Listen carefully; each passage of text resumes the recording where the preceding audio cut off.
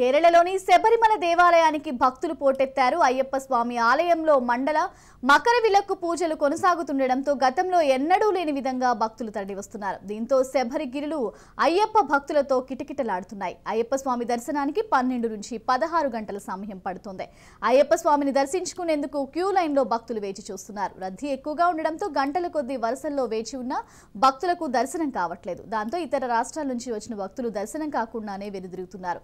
కర్ణాటకకు చెందిన భక్తులు పదలంలోని శ్రీ ధర్మశాస్త్ర ఆలయంలో ఇరుముడి సమర్పించి అయ్యప్పకు నెయ్యి అభిషేకం చేసి వెనక్కి వెళ్లిపోతున్నారు. దర్శనం చేసుకోకుండా తిరిగి వెళ్లిపోతున్న వారిలో ఏపీ, తమిళనాడుకు చెందిన భక్తులు కూడా ఉన్నారు. పంబా, అపాచీకి మేడ నుంచి శబరి పీఠం వరకు క్యూ ఉంది.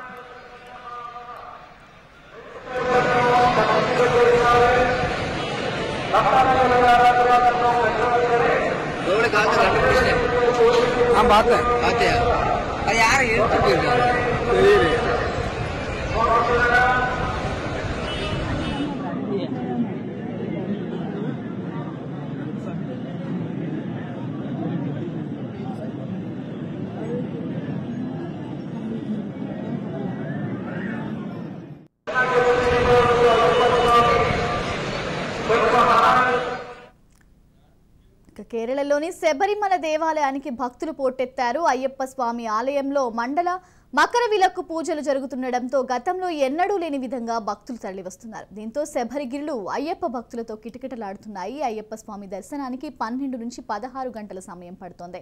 అయ్యప్ప స్వామిని దర్శించుకునేందుకు క్యూ లైన్లో భక్తులు వేచి చూస్తున్నారు. రద్దీ ఎక్కువగా ఉండడంతో గంటల కొద్దీ వరుసల్లో వేచి ఉన్న భక్తులకు దర్శనం కావట్లేదు. దాంతో ఇతర రాష్ట్రాల నుంచి వచ్చిన భక్తులు దర్శనం కాకుండానే వెనక్కి వెళ్లిపోతున్నారు.